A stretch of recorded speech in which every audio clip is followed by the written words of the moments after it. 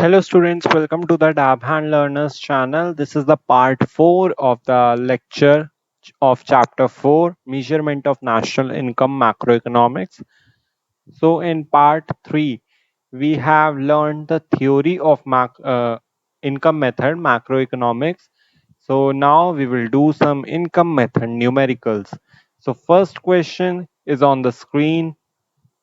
So this is the first question. इसमें लिखा है calculate GNP at MP from the following data. हमें क्या calculate करना है? GNP MP, जिसमें से हमें फॉलोइंग इंफॉर्मेशन ये दे रखी है. NIT नेट इनडायरेक्ट टैक्स है 900, depreciation 400 crore, net factor income to abroad 20 crore, rent 1000, dividend 500, mixed income is 200, savings of private corporate sector 400, interest 200 and compensation of employees 100. Now we will do the solution. So अब इसका solution कैसे होगा? हम income method में क्या करते हैं, सबसे पहले तो हम NDP-FC कैलकुलेट करते हैं, तो हम वैसे ही चलेंगे, हम डायरेक्ट नहीं कूदेंगे. सबसे पहले हम कॉम्पनसेशन ऑफ एम्प्लॉय प्लस करते हैं, फिर हम करते हैं ऑपरेटिंग सरप्लस, फिर हम करते हैं मिक्स्ड इनकम. अब ऑपरेटिंग सरप्लस में क्या है? Rent plus royalty plus interest plus profit. अब देखो, इसमें हमने क्या किया, रेंट को हमने वैल्यू लिख दी. रेंट की वैल्यू इज 1000, रेंट की वैल्यू इज 1000. फिर रॉयल्टी हमारे पास नहीं है, royalty is 0. Interest, interest is given 200, 200 हमें इंटरेस्ट गिवन है. और फिर प्रॉफिट का, हमें प्रॉफिट डायरेक्ट दे रखा है? नहीं, हमें प्रॉफिट तो नहीं दे रखा, but there is something, dividend. और हमें पता है प्रॉफिट क्या होता है, dividend, dividend plus corporate tax plus retained earnings. अब देखो, ऑपरेटिंग सरप्लस हमने लिख दिया 1000 प्लस 200. अब हमें डिविडेंड दे रखा है, कितना दे रखा है dividend? 500. So we will write 500. Corporate tax हमें दे रखा है, corporate tax, see corporate tax. No, corporate tax तो नहीं दे रखा, तो अब क्या करें? अब हमें कॉर्पोरेट टैक्स नहीं दे रखा है, तो हम एक चीज कर सकते हैं. अब हम वो एक चीज क्या करेंगे, सेविंग्स दे रखी है ना प्राइवेट कॉर्पोरेट सेक्टर की. अब वो सेविंग्स क्या होती है? कॉर्पोरेट टैक्स तो नहीं होगी सेविंग्स, इतना पता है. लेकिन जो हम अर्निंग सेव करके रखते हैं एज अ रिजर्व, हम उसे क्या कहते हैं? Retained earnings. So it means savings of private corporate sector क्या होगी? हमारी retained earnings. Corporate tax is 0, retained earning is 400. अब हम इसे कैलकुलेट करेंगे. 1200, 1200 प्लस 500 1700 एंड दिस इज 2100. तो हमारे पास ऑपरेटिंग सरप्लस आ जाएगा 2100. अब हम वापस आते हैं अपने NDP-FC पे. ये तो अब तक हमने ऑपरेटिंग सरप्लस निकाला. ओके, अब आ जाते हैं NDP-FC पे. COE हमारा कॉम्पनसेशन ऑफ एम्प्लॉयज हमें दे रखा है 100, compensation of employees 100. Operating surplus अभी निकाला हमने 2100 plus mixed income, mixed income is given 200, 200 हमने यहाँ लिख दिया. 200 100 300, तो ये हो जाएगा 2400 करोड़. और ऑपरेटिंग सरप्लस भी करोड़ में ही आएगा. NDP-FC हमारा आ गया 2400 करोड़, बट हमें निकालना क्या था? GNP-MP. अब NDP-FC में मैं ऐसा क्या प्लस माइनस करूं कि GNP-MP आ जाए? FC से MP पे जाना है, NIT प्लस कर दो. डोमेस्टिक से नेशनल पे जाना है, NFIA प्लस कर दो. नेट से ग्रॉस पे जाना है, प्लस डेप्रिसिएशन कर दो. अब देखते हैं, NDP-FC हमारे पास आ गए 2400. देन हम NIT की वैल्यू देखते हैं. NIT की वैल्यू है 900, डेप्रिसिएशन की 400. NIT की वैल्यू है 900, डेप्रिसिएशन की है 400. NFIA यहाँ पे क्या लिखा है? Net factor income to abroad. अब किसी ने बच्चे ने ध्यान दिया हो तो उसे नजर आ जाएगा, दैट इज यहाँ पे net factor income from abroad नहीं टू अब्रॉड है। अब टू अब्रॉड है इसका मतलब अब्रॉड को हमने जितनी पेमेंट करी है ना, फैक्टर पेमेंट हमने जितनी करी है वो हमारी इनकम से ज्यादा है। मतलब हमने नॉन रेजिडेंट को, जो लोग अब्रॉड से हमारे पास आए हैं, हमने उनको पेमेंट ज्यादा करी है, और जितने हमारे बंदे अब्रॉड गए हैं ना उन्हें कम मिली है। मतलब हमारी पेमेंट इनकम से ज्यादा है टू अब्रॉड। तो ये net factor income to abroad दे रखा है हमें 20। अब 20 अगर हमें टू अब्रॉड की दे रखी है तो फ्रॉम अब्रॉड की क्या होगी, -20, क्योंकि हमारी पेमेंट हमारी इनकम से ज्यादा है। तो -20 हम यहां लिखेंगे, माइनस माइनस 20। अब देखो जीएनपी एमपी के लिए हम क्या करेंगे, अब हम कैलकुलेट कर देंगे। 2400 प्लस 900 प्लस माइनस 20 प्लस 400। सो 900 400 1300, 2400 प्लस 1300 माइनस 20 GNP MP। अब 2400 1300 इज 3700 माइनस 20। सो क्या आ गया, ₹3680 करोड़। ये है GNP MP। तो this was our first question. तो आई होप ये आपको समझ आ गया होगा। If you have any doubt do comment in the comment section. So now we will do the second question. This is the second question. ये बहुत ही easy question है। ये तो इसमें डायरेक्ट हमें फॉर्मूला लगाना है। एनडीपीएफसी है जो हमें इनकम मेथड में कैलकुलेट करना ही होता है, वही हमें कैलकुलेट करने के लिए बोला है। हमें कोई आगे पीछे कुछ नहीं करना है। Rent 400, royalty 200 crore, interest 500 crore, compensation of employ 1000 crore, profit 500 crore, mixed income 1000 crore. Now let us see the solution. See, हमें एनडीपीएफसी कैलकुलेट करना है।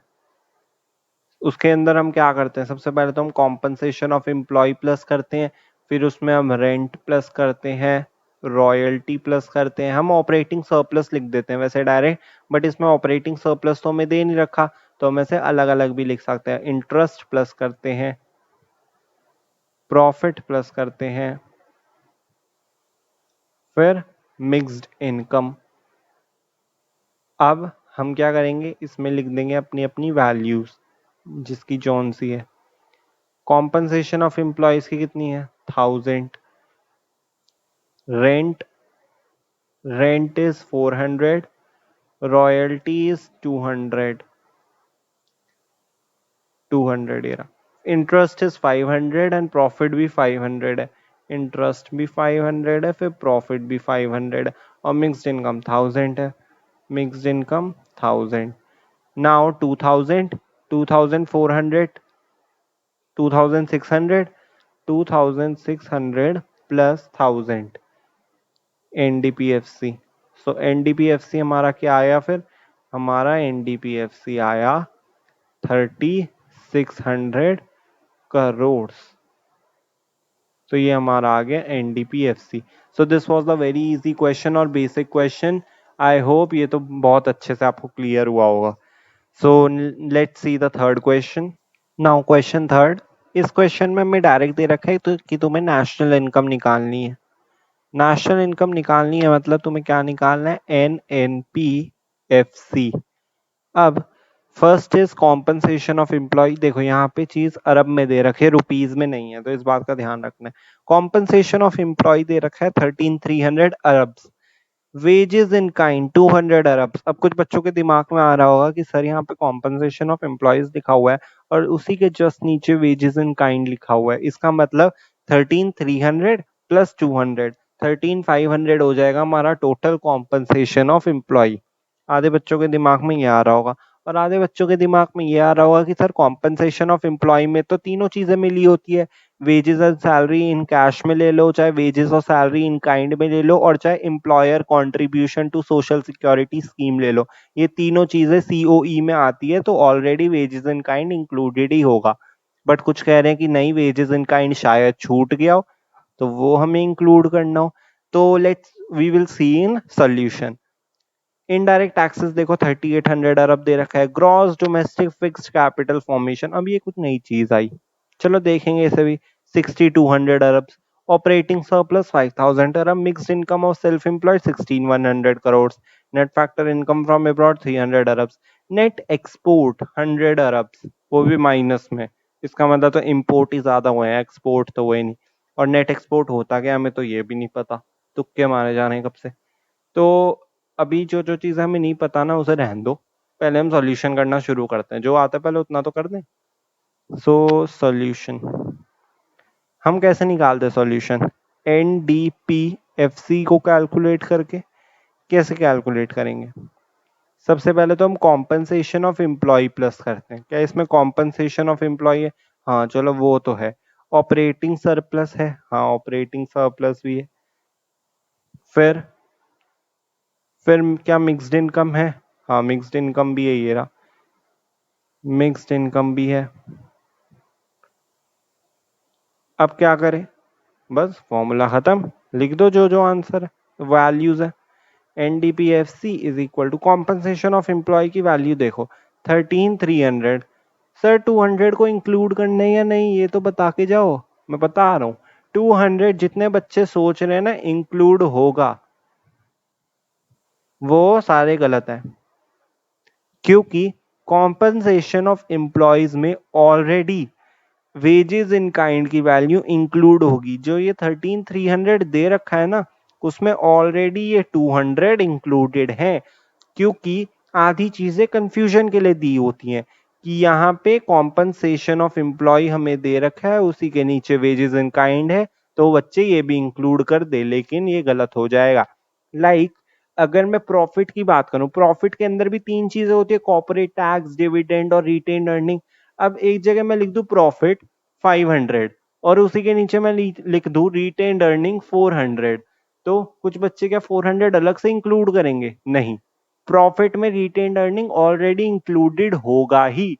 तो इसलिए जो टोटल एग्रीगेट हमें दे रखा है ना हम हमेशा वही लेते हैं, उसके अंदर की चीजें नहीं लेते। नेशनल इनकम इसलिए कंफ्यूजिंग है क्योंकि 12-13 चीजें दे रखी होती है, इंक्लूड सिर्फ 3-4 ही करनी होती है। इसलिए जो एग्रीगेट हमें चाहिए ना, हम अगर उसकी वैल्यू टोटल दे रखी है तो हम वही उठा के ले लेंगे। आगे पीछे कुछ नहीं देखना, उसका कौन सा कंपोनेंट कहाँ जा रहा है, इधर जा रहा है इधर जा रहा है, हमें कुछ नहीं देखना, हमें वो टोटल एग्रीगेट उठा के लिख देना है। जैसे कि 13300, सो 13300। फिर बात करते हैं ऑपरेटिंग सरप्लस की। Operating surplus is 5000 C, so 5000 अरब। Then mixed income is mixed income of self employed 16100, so 16100। अब इसे कैलकुलेट करो 13300, 13518, सो 18300 प्लस 16100, सो ये हो जाएगा 34400 रुपी, सॉरी रुपीज नहीं, ये तो अरब है, अरब्स। अब हमें क्या करना है? एनडीपीएफसी तो आ गया, लेकिन हमें क्या निकालना था? नेशनल इनकम, मतलब एनएनपीएफसी। एनडीपीएफसी में जो मेरा आ चुका है उसके अंदर मैं क्या करूं? डोमेस्टिक से नेशनल पे जाना है, plus NFIA means 34400 plus NFIA कितना है? NFIA is 300 Arabs, so 34400 plus 300 rupees 34700, sorry rupees फिर लगा दिया, आदत से मजबूर, 34700 अरब्स। एनएनपीएफसी यूनिट का हमेशा ध्यान रखना है, भावनाओं में बह गए तो मार्क्स भी बह जाएंगे, इसलिए ध्यान रखना है कि यूनिट सही लगे। नेक्स्ट चीज, अब नेक्स्ट क्वेश्चन हम करेंगे, नेक्स्ट क्वेश्चन नंबर 4। और कुछ बच्चों को डाउट होगा कि gross domestic fixed capital formation का तो कुछ रोल ही नहीं आया, ना नेट एक्सपोर्ट का रोल आया।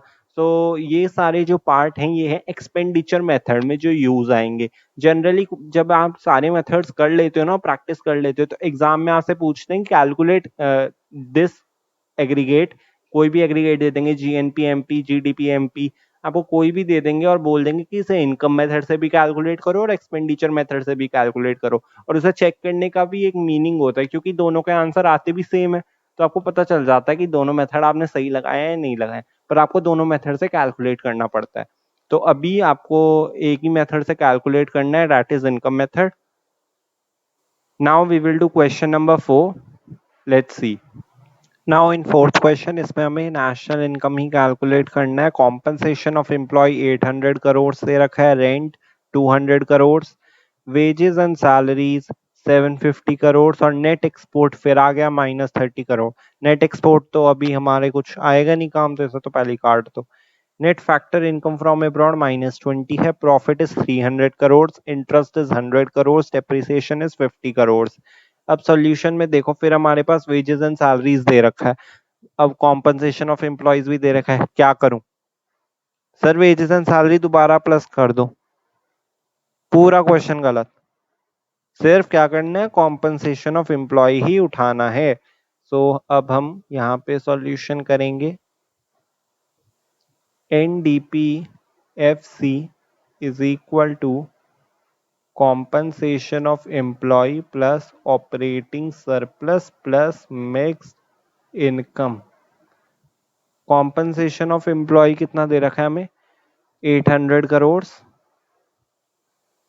फिर हमारे पास ऑपरेटिंग सरप्लस में क्या होता है? रेंट 200 दे रखा है, रेंट इज 200, डायरेक्ट लिख रहा हूं मैं। इंटरेस्ट 100 क्योंकि हमारे पास रॉयल्टी तो है नहीं, प्रॉफिट है 300। फिर हमारे पास मिक्स्ड इनकम भी है। मिक्स्ड इनकम, सॉरी इस बार मिक्स्ड इनकम नहीं है, तो मिक्स्ड इनकम की जगह हम क्या लिखेंगे? 0। तो आ जाएगा हमारा NDPFC। तो NDPFC क्या आया? 1000, 1000, 1400, 800, 200, 1000 प्लस 400, तो ये आ गया ₹1400 करोड़। ये आ गया हमारा NDPFC। बट क्या चाहिए? NNPFC। सो NDPFC में मेरे को क्या करना चाहिए? NFIA प्लस कर दो, तो मेरी नेशनल इनकम आ जाएगी 1400, और net factor income from abroad is -20, तो मैं क्या करूं? -20 कर दो, ₹1380 करोड़। ये आ गया हमारा NNPFC। So I hope this question would be clear to you. If you have any doubts, do comment. So now we will do the last question of the income method. So let's see. Now इस क्वेश्चन में हमें क्या निकालना है? Operating surplus. अब हमें कोई एग्रीगेट ना होने की जगह हमें एक ऑपरेटिंग सरप्लस निकालना है जो कि एक कंपोनेंट है। तो सेल्स यहाँ पे दे रखे ₹4000, ये सारे करोड़ में ही चल रहे हैं। COE दे रखा है हमें 800 crore, intermediate consumption 600 crore, rent है 400 करोड़, और इंटरेस्ट है 300 crore, net indirect tax 500 crore, consumption of fixed capital ₹200 crore, समझने वाले समझ गए होंगे। Mixed income is ₹400 crore. Solution. अब 7th पॉइंट जिसको समझ नहीं आया वो अभी मैं नहीं बताऊंगा, वैसे तो आ जाना चाहिए। अब हम नेशनल इनकम का लास्ट चैप्टर कर रहे हैं, तो बट सॉल्यूशन के टाइम बताऊंगा, वैसे नहीं, अभी नहीं। ओके, NDPFC हम कैलकुलेट करते हैं इनकम मेथड से। तो NDPFC हम कैलकुलेट करेंगे compensation of employee plus operating surplus plus mixed income. अब आप कहोगे कि सर ऑपरेटिंग सरप्लस का तो एक और फॉर्मूला होता है, rent plus royalty plus interest plus profit, तो उसके हिसाब से कर दो। बट स्टूडेंट्स, यहाँ पे रेंट की वैल्यू तो दे रखी है, इंटरेस्ट की वैल्यू भी दे रखी है, लेकिन क्या रॉयल्टी और प्रॉफिट की वैल्यू दे रखी है? नहीं। चलो अगर रॉयल्टी तुम 0 भी मान लो, क्या प्रॉफिट की वैल्यू दे रखी है? नहीं। और दोनों 0 तो हम ऐसे नहीं मान सकते कि हाँ ये हो गया ये भी 0 हो गया, एजम्पशन पे नहीं चल रहे ना। तो अब क्या करेंगे, कॉम्पनसेशन ऑफ एम्प्लॉयज जो हमें दे रखा है हम उसे लिखेंगे 800। 800 हमने लिखा। अब देखो यहाँ पे भी एक पॉइंट है, हमने कहा था कि जितना भी एम्प्लॉयर कंट्रीब्यूट करता है या वेजेस और सैलरी काइंड में होते हैं वो इंटरमीडिएट कंजम्पशन होते हैं। तो क्या ये इंटरमीडिएट कंजम्पशन सीओई में ऑलरेडी इंक्लूड होंगे या अलग से करूं? ऑलरेडी इंक्लूड होंगे, ये एक बड़ा एग्रीगेट है। ओके, 800, तो सीओई 800 हो गया। ऑपरेटिंग सरप्लस अभी हमें पता नहीं। ठीक है, मिक्स्ड इनकम, मिक्स्ड इनकम हमारा है 400, सो 400 हो गया हमारा मिक्स्ड इनकम। एनडीपीएफसी हमें दे रखा है? नो, एनडीपीएफसी हमें नहीं दे रखा है। तो अब हमें क्या करना चाहिए? 800 प्लस 400, 1200 प्लस ऑपरेटिंग सरप्लस। अब हमें कुछ भी करके ना अब एनडीपीएफसी चाहिए, क्योंकि अगर हमारे पास एनडीपीएफसी आ गया तो ये इक्वेशन पक्का सॉल्व हो जाएगी। तो अब हमें दिमाग लगाना पड़ेगा, थोड़ा सोचना पड़ेगा कि हम कैसे कर सकते हैं। अब देखो, हमारा रेंट का यूज हो गया, इंटरेस्ट का यूज हो गया, नेट इनडायरेक्ट टैक्स भी चलो यूज कर लेंगे हम, कंजम्पशन ऑफ फिक्स कैपिटल भी यूज कर लेंगे, एनएफआई ये नहीं दे रखा, लेकिन ये दो चीजें दे रखी है, सेल्स और इंटरमीडिएट कंजम्पशन। सेल्स और इंटरमीडिएट कंजम्पशन, इससे मेरे को तो भाई वैल्यू एडेड मेथड की याद आ रही है। लगा के देखता हूँ, क्या पता चल जाए तीर। चलो, तो GVMP is equal to value of output minus intermediate consumption। Value of output क्या होता है? सेल्स और change in stock. Sales plus change in stock ही तो होता है। चेंज इन स्टॉक हमें दे नहीं रखा, मैं उसे सेल्स ही मान लेता हूँ। तो sales minus intermediate consumption. Sales की वैल्यू में क्या दे रखी है? 4000, 4000, और इंटरमीडिएट कंजम्पशन की हमें वैल्यू दे रखी है, दैट इज 600। तो सेल्स माइनस इंटरमीडिएट कंजम्पशन, ये हो गया 3400 रुपीज करोड़। ये हो गया हमारा जीवीएएमपी। ओके, अब मैं इसे जीवीएमपी ना लिख के मैं इसे लिख रहा हूँ जीडीपीएमपी, क्योंकि अभी हमें बाकी एंटरप्राइज से कोई मतलब नहीं है। तो मैं यही मान रहा हूँ कि ये एक अकेली एंटरप्राइज है और मैंने इसको जीडीपीएमपी का नाम दे दिया। अब मेरे को जीडीपीएमपी का नाम तो दे दिया, अब मेरे को इसे एनडीपीएफसी में कन्वर्ट करना है। तो जीडीपीएमपी में क्या ऐसा प्लस माइनस करूं कि एनडीपीएफसी आ जाए? देखो, ज्यादा कुछ नहीं, मार्केट प्राइस से फैक्टर कॉस्ट पे जाना है। तो माइनस कर दिया मैंने एनआईटी। डोमेस्टिक डोमेस्टिक कॉन्सेप्ट ही है दोनों। ग्रॉस से नेट पे जाना है तो माइनस कर दो डेप्रिसिएशन। अब कुछ बच्चों को याद अब तक नहीं आया, then you have to revise, मतलब पक्का रिवाइज करने की बहुत जरूरत है पूरा चैप्टर, क्योंकि नेशनल इनकम खत्म हो गया और अब तक आप समझ नहीं पाए कि कंजम्पशन ऑफ फिक्स कैपिटल को ही डेप्रिसिएशन कहते हैं। Then you will not score good in economics, क्योंकि इंडियन इकोनॉमिक्स तो हार्ड होती ही है। अगर मैक्रो इकोनॉमिक्स में भी आपने मेहनत नहीं करी, then it would be very difficult for you. So consumption of fix capital 200, यानी कि डेप्रिसिएशन इज 200, और जीडीपीएमपी इज 3400, और एनआईटी हमें क्या दे रखा है? हमें एनआईटी दे रखा है 500। सो 500 हम ऐसे कैलकुलेट कर देंगे। 3400 माइनस 700 हो जाएगा ये, minus 700। Then 3400 minus 700 is 2700 crore. 2700 crore हमारा आ जाएगा एनडीपीएफसी। तो अब क्या करें? फटाफट वो इक्वेशन में पुट कर देते हैं, ये वाली इक्वेशन में। NDPFC is 2700, 2700 is equal to 1200, और 2700 is equal to 1200 plus operating surplus. मैंने कुछ नहीं किया, बस उस इक्वेशन में एनडीपीएफसी की जगह 2700 लिख दिया, क्योंकि ये हमारा आ चुका था। 2700 minus 1200 is operating surplus. 725211 rupees 1500 crores is our operating surplus. So this was all the question। हमने देखा कि उसमें वैल्यू एडेड मेथड का कुछ लग सकता है, सेल्स भी दे रखी थी, इंटरमीडिएट कंजम्पशन भी था, तो हमने वो लगा दिया। Okay, I hope this question would be clear to you. ऐसे ही क्वेश्चन इनकम मेथड के आएंगे और भी आएंगे, वो तो एक्सपेंडिचर मेथड जब मैं आपको करा दूंगा तो मैं आपको रिविजनरी के लिए तीनों कॉन्सेप्ट के एक एक क्वेश्चन दोबारा करा दूंगा, क्योंकि जनरली तो पेपर में यही आता है, calculate this by income and expenditure method both. तो एक्सपेंडिचर मेथड के साथ ही ज्यादातर इनकम मेथड के क्वेश्चन आते हैं, तो मैं आपको उसमें वो क्लियर करा दूंगा। For now, if you have any doubts and queries, do comment in the comment section. And if you liked my lectures, please like, comment, share, and subscribe my channel. Hit the bell icon so you will get notified every time I upload videos and lectures. And if you want notes of macroeconomics and business studies class 12, then you go to the Instagram link where I have put it on my description box, where you can get the link and can access to the notes. Thank you so much. Have a good day.